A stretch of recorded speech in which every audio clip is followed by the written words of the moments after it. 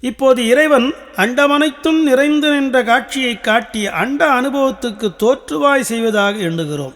அப்படி தோற்றுவாய் செய்வதற்கு ஏற்ப நின்ற திருத்தாண்டகம் என்கின்ற அந்த பதிகத்தை பாடி பரவுகிறோம். அந்த திருத்தாண்டகத்தினுடைய கருத்தெல்லாம் பொதுள ஒரு கண்ணல் தமிழை இனிய இசையிலே நாம் இப்பொழுது கேட்கிறோம்.